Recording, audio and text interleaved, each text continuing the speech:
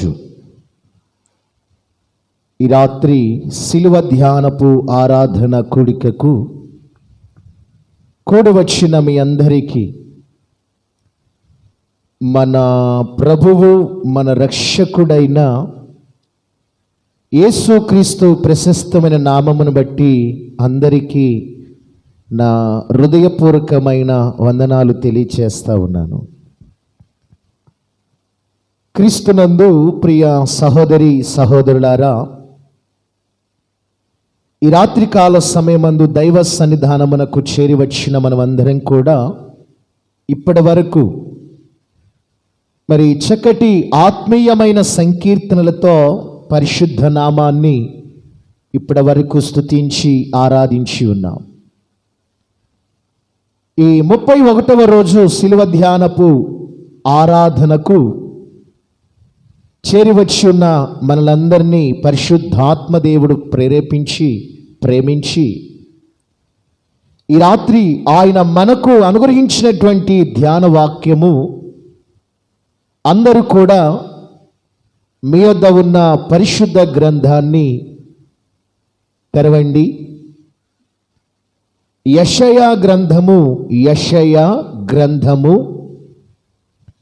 53వ అధ్యాయము 5వ లేఖన భాగమును మనము ధ్యానం చేద్దాం.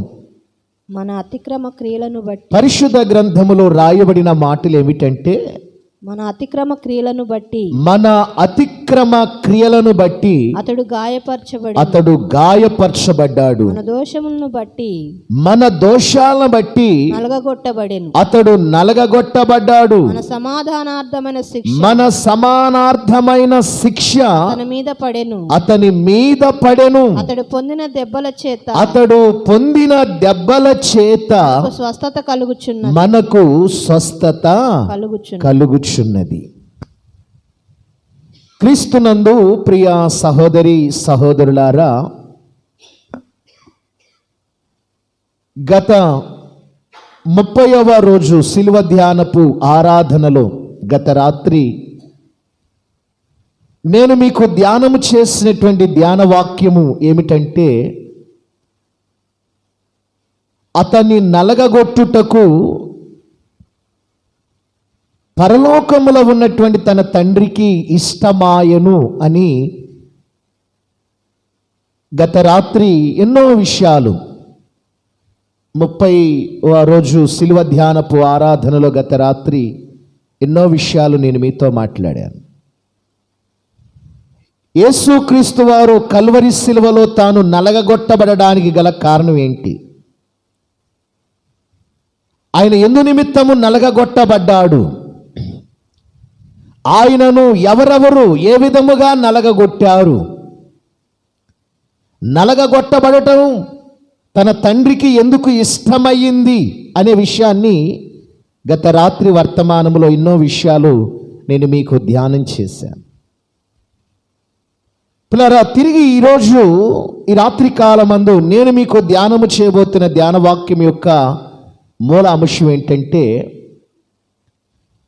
యెషయా గ్రంథము 53వ అధ్యాయము 5వ వాక్యములో రాయబడిన మాట ఏమిటో తెలుసా? మన అతిక్రమ క్రియలను బట్టి అతడు గాయపరచబడ్డాడట. ఎవరి అతిక్రమ క్రియలను బట్టి? 2000 సంవత్సరాల క్రితము ప్రభువైనటువంటి యేసుక్రీస్తు ఆయన గాయపరచబడ్డాడు అంటే బైబిల్లో రాయబడింది మన అతిక్రమ క్రియలను బట్టి. ఎవరి అతిక్రమ క్రియలను బట్టి అండి? చెప్పాలి. మన అతిక్రమ క్రియలను బట్టి. ఎవరికి వారుగా అనాలి, నా అతిక్రమ క్రియలను బట్టి. ఏది? నా అతిక్రమ క్రియలను బట్టే అతడు గాయపరచబడ్డాడు సిలువలో. ఈ రాత్రి చేరి వచ్చిన ప్రతి ఒక్కరికి కూడా నా అతిక్రమ క్రియలను బట్టి,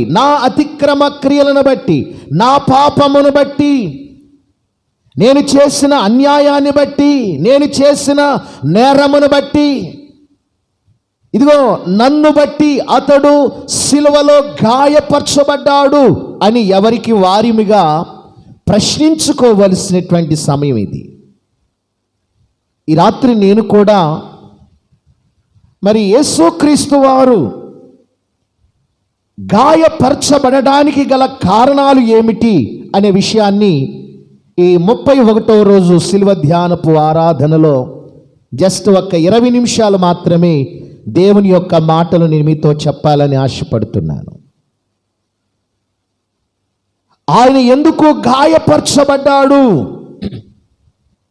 గాయపరచబడ్డాడు. గాయము అనేటువంటిది ఎలా కలుగుతుందండి?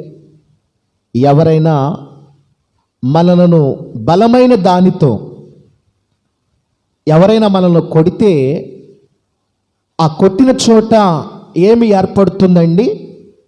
ఏమండి, ముందు దెబ్బ తగులుతుంది. ఆ దెబ్బ క్రమేపీ ఆ దెబ్బ ఏమైపోతుందండి? బలమైనటువంటి దెబ్బ ఎవరైనా మనల్ని కొట్టారు అనుకోండి, ఒక కర్రను తీసుకునో ఏదైనా ఒక దానితో, బలమైనటువంటి వ్యక్తి బలమైన కర్రతో ఎవరినైనా కొట్టినప్పుడు ఆ కర్ర దెబ్బకు శరీరము కొంత ఏం ఏర్పడుతుందండి? దెబ్బ ఏర్పడుతుంది. ఆ దెబ్బ క్రమేపీ ఆ దెబ్బ ఏమైపోతుంది?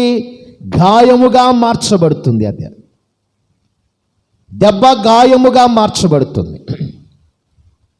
చూడండి పిల్లారా, గాయము అనేటువంటిది మనము చూస్తే అది మానదు. మానడానికి చాలా సమయం పడుతుంది. గాయము దెబ్బ అయితే 1 గంట 2 గంటలకో మాసిపోతుంది, కనబడకుండా పోతుంది దెబ్బ.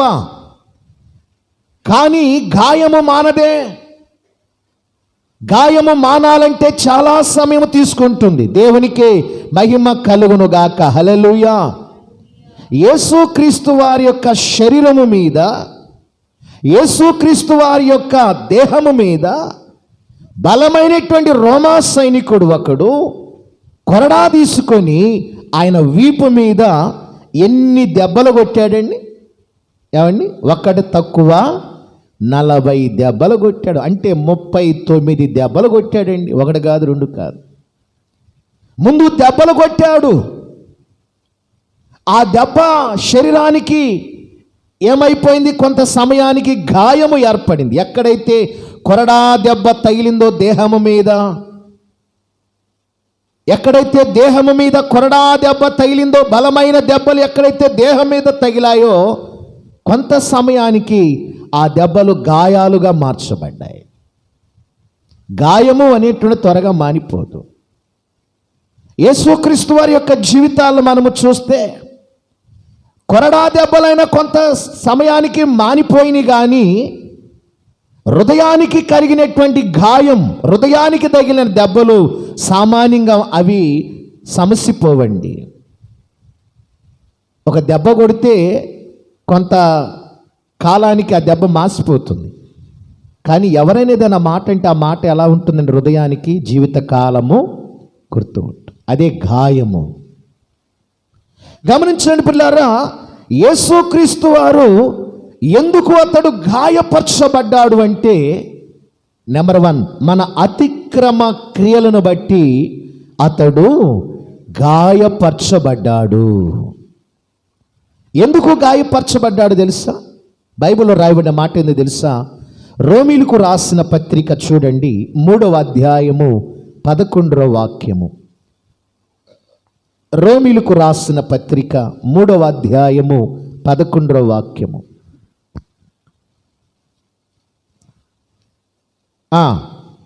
నీతిమంతుడు లేడు. నీతిమంతుడనేవాడు ఈ విశ్వములో, ఈ ధరణిలో లేడు. ఒక్కడు కూడా. నీతిమంతుడు లేడు, ఒక్కడు లేడు. గ్రహించువాడెవడును. ఏమండి? గ్రహించుకునేవారు ఎవరైనా ఉన్నారా అంటే ఈ ధరణిలో ఒక్కడు కూడా లేడు. నీతిమంతుడు లేడు, గ్రహించేవారు ఎవరైనా ఉన్నారా అని దేవుడు ఆలోచిస్తే భూలోకములో ఒక్క నరుడు కూడా లేడండి. ఏమండి? దేవుణ్ణి వెదికేవారైనా ఉన్నారా అని చూస్తే దేవుని వెతికేవారు కూడా లేడు. ఒక్కడు లేడు. ఎవరెవరు లేరంటండి ఇక్కడ? నీతిమంతుడు లేడు. గ్రహించువాడెవడు? 2, గ్రహించేవారు లేరు భూలోకములో. దేవుని 3వదిగా దేవుణ్ణి ఎవరైనా వెతుకుతారేమో అని దేవుడు చూస్తున్నాడు ప్రతిదినము. నీతిమంతుడు లేకపోయాడు, పర్వాలేదు. గ్రహించేవారైనా లేకపోయారేమో, పర్వాలేదు. ఏమండి, నన్ను వెతికేవారైనా ఉంటారేమో అనుకుంటున్నాడు దేవుడు. 1000 కళ్ళతో ఎదురు చూస్తున్నాడు ఆకాశమందుండి. నీతిమంతుడు లేడు, గ్రహించేవారు లేరు, ఆయనను వెతికేవారు కూడా ఒక్కడు లేడు భూలోకంలో. ఎందుకంటే నీతిమంతుడు లేడు. బైబిల్లో రాయబడిన మాట ఏంటంటే, అందరూ పాపము చేసి దేవుడు అనుగ్రహించే మహిమను పొందలేకపోతున్నామంట. మనం దేవుడిచ్చే మహిమను, ఆయన కృపను మనము పొందలేకపోతున్నాము. ఆయన ఇచ్చే ఆశీర్వాదాలు మనము పొందలేకపోతున్నాము. కారణం ఏంటో తెలుసా? నీతిమంతులుగా ఉండడం లేదు, గ్రహించే వారిమిగా ఉండడం లేదు, ఆయనను వెతికే వారిమిగా ఒక్కరిమి కూడా ఉండడం. అందుకే మన అతిక్రమ క్రియలన్నిటిని బట్టి 2000 సంవత్సరాల క్రితం యేసుక్రీస్తు వారు ఆ కల్వరి కొండ మీద సిలువలో మనందరి కొరకు ఆయన గాయపరచబడ్డాడు. దేవునికి మహిమ కలుగునుగాక. హల్లెలూయా. అతిక్రమము అంటే ఏమిటి? అతిక్రమము ఇక్కడ రాయబడిన మాట ఏం తెలుసా? మన అతిక్రమ క్రియలను బట్టి. అతిక్రమ క్రియలు, అతిక్రమము అంటే ఏమిటి? ఏమండి, అతిక్రమము అంటే ఆ మాటకు అర్థం ఏంటంటే పిల్లరా, ఆజ్ఞను ధిక్కరించుట, వినకపోవడం, ఆజ్ఞను అతిక్రమించుట. బైబిల్లో రాయబడింది కదా. 1 యోహాను రాసినటువంటి పత్రిక 3వ అధ్యాయము 4వ వాక్యమును మనం చూస్తే, పాపము అనేటువంటిది ఎలా ఉంటుందో తెలుసా? ఆజ్ఞ అతిక్రమమే. పాపము చేయు ప్రతివాడు ఆజ్ఞను అతిక్రమించు